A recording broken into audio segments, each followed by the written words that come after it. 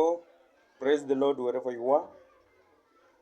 I would like us to go direct into the Word of God because of time and the space that you have been given to fellowship with the Word of God. If you have the Bible, let's go direct unto the Word of God in the book of Psalms 37. Psalms 37, verse 23 says this way: The steps of a good man are ordered by the Lord, and he delighted in his way. Another Bible says, The steps of a righteous man are ordered by the Lord, and he delighted in his way. This was a psalm written by David, and it was a messianic psalm. It was a prophetic psalm whereby David was not speaking about a man, a normal man. He was speaking about Jesus. Jesus was the only righteous man before God. And the Bible says the steps of any good man, the steps of a righteous man is ordered by the Lord. What do I mean by saying that? The whole Bible is written by the revelation to reveal one man. His name is Jesus Christ. So all the scriptures were written by him. When he came to act, to fulfill the scriptures. Hallelujah. He came to fulfill the scriptures. That's why in all the prophecies, for example, from Genesis, Moses says that the seed calls him the seed of a woman.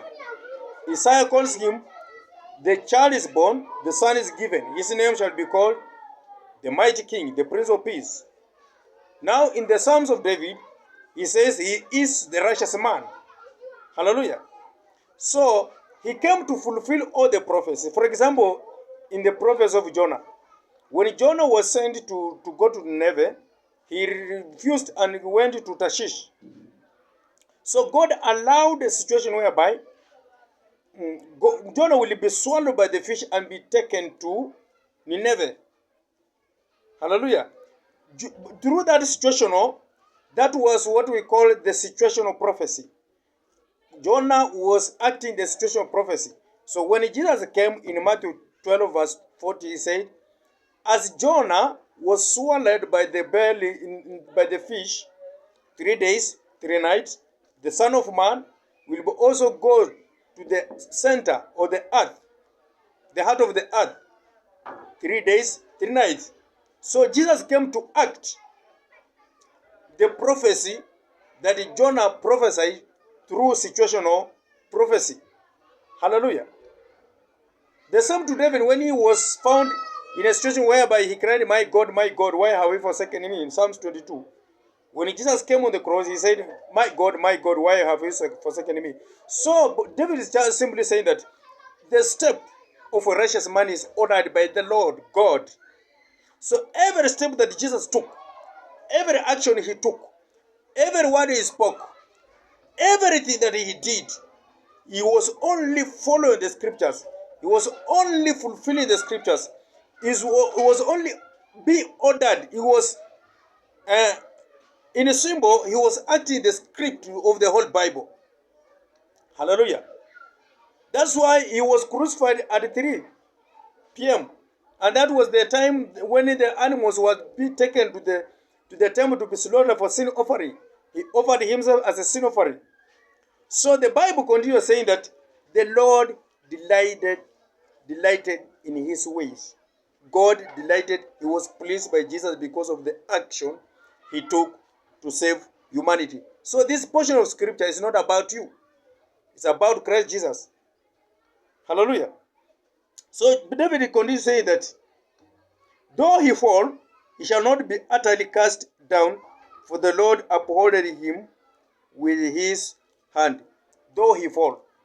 You know, sometimes when people quote about this falling, they think about that this portion of scripture speaking about the Christians, about falling in sin, falling, maybe you are doing business and your business has crashed, they call it falling. Maybe you are having a beautiful marriage and you start to have conflicts, they call it falling. No, that's being overtaken in a fault.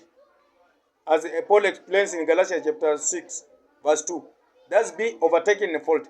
But falling on the ground is clearly explained in the book of John chapter 12, verse 24, when Jesus said, unless the seed falls on the ground and dies, it cannot give fruit. He was speaking about his death, burial, and resurrection. He was speaking about his death, that he will be buried in the center of the earth. So when David says, even if he falls, the Lord will lift him up, he was simply saying, when Jesus will come and die, God will send the Spirit to quicken him from the dead, raise him from the dead, and come back again. Hallelujah. So when he rose with us. He will never fall again. He died once, he rose once, he is seated and glorified on the throne of God. Hallelujah. So when he died with us. When he rose with us. That's why when Jude, let's go to the book of Jude. Jude chapter, it has got only one chapter.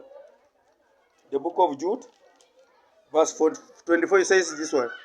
Now unto him that is able to keep you, now you, it's about you now, from falling, and to prevent you faultless before the presence of his glory with exceeding joy.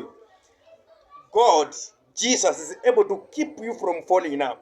Since he fell himself on the center of the earth, he rose with you. Where he seated, he is seated with you. You cannot fall again. You can't fall, my friend.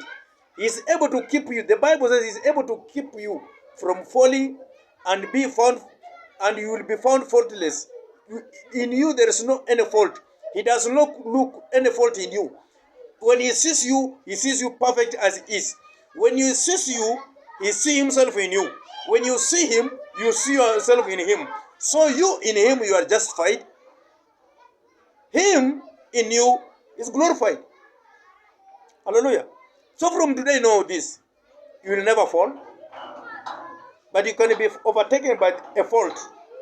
But that does not mean you have fallen.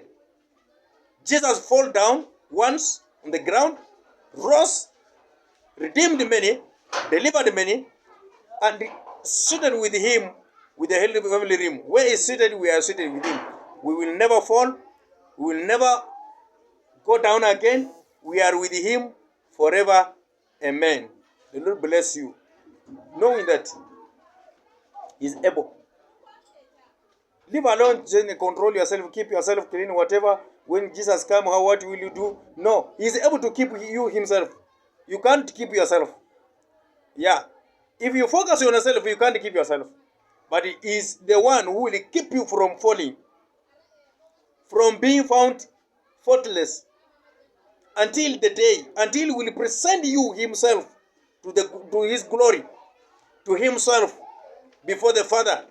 He will make sure that he will keep you safe, faultless, sinless, until the day he will present you himself before the Father. So don't worry about how you will reach heaven.